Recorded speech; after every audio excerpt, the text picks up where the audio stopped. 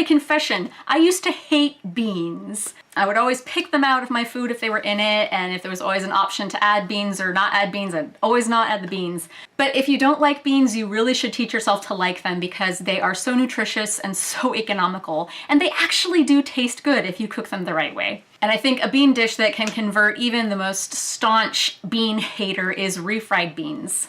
My secret? A lot of rendered animal fat. So I'm starting with some dried beans because they taste so much better than canned beans. I'm using a mixture of pinto and black beans that I have soaked overnight, and now that is why the pinto beans look kind of purple.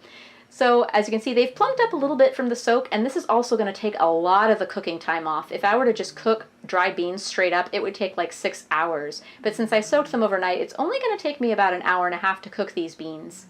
So you just cover them with water so that the water line is like twice as much the line of beans. And I put it on high until it boils. And once it starts boiling, I lower that heat and I cover it and I simmer it for a good 1 to 1.5 hours. You can check it after an hour just to see if they're done early, but 1.5 hours usually does the trick.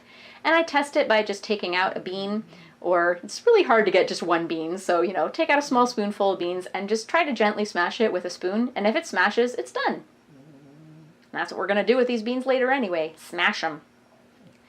And this is animal fat, rendered beef and pork fat from some other recipe that I made a long time ago. Don't throw that stuff out, save it. It is what gives these beans their delicious flavor, and I use a lot of fat. That's about 1/4 cup of animal fat right there. If you're vegetarian or vegan, go ahead and use oil, but it tastes so much better with animal fat. And that is about half of a diced white onion and a few cloves of garlic finely minced. And yeah, do not attempt shaking the salt directly in there from the thing without a shaker. Anyway, you want to saute that until it's translucent. And smaller pieces of onion would be nice because they disappear more into the refried beans, but if you're like me and you don't mind it chunky, this is fine. And I'm spooning the cooked beans in there, and it's okay if you get some of the juices from the beans in there because actually we want to add some of the juices in there to make it a little bit thinner later anyway, so don't worry if you get some of the juice in there. This is a good old-fashioned potato masher, and I'm using that to mash my beans. Now you could totally use a food processor or something if you want a really smooth refried bean puree. I like mine kind of chunky, so I just use this method. And I prefer it because then I don't have to dirty up a food processor because it's really annoying washing a food processor and a food processor blade, so I avoid using them if I can. And this method might take a little bit longer, but I like the result. It's a nice mashed refried bean that's kind of thick and has those bits of onion in there. And I know it doesn't really look that appetizing, especially if you've never had refried beans before. But believe me, it tastes delicious, especially with all that fat. It might seem like an awful lot of fat to you, but this is 4 servings of beans, which only means about 1 tablespoon of fat per serving. So it's actually not that much fat when you think about it. And here's where I am thinning it out by adding a little bit of the bean cooking liquid. So yeah, when you cook your beans, don't strain that bean liquid away. Keep it. You might like your refried beans on the thicker side, and you might like them even soupier than I like mine, but I like mine, kind of in between somewhere, keeping in mind that when you reheat them later, they're going to get drier.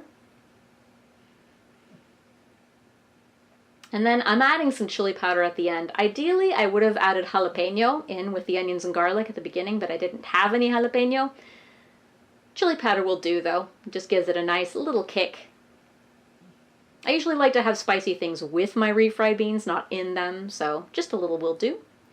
Has a nice consistency to my liking, so I'm calling that done.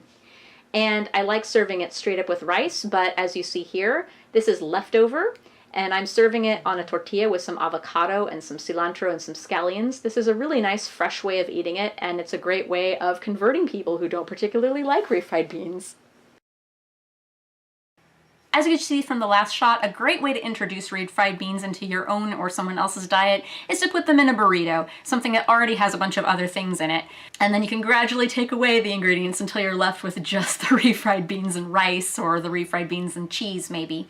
I've gotten to the point, however, where I like eating my refried beans just in a giant plate. Half of it's refried beans, the other half of it is cilantro-lime rice. It's one of the cheapest ways to eat refried beans, and it tastes really good too. For a write-up of the recipe, check the video description below. And I do hope you give this a try and convert yourself or someone else to the wonder of beans. Bye!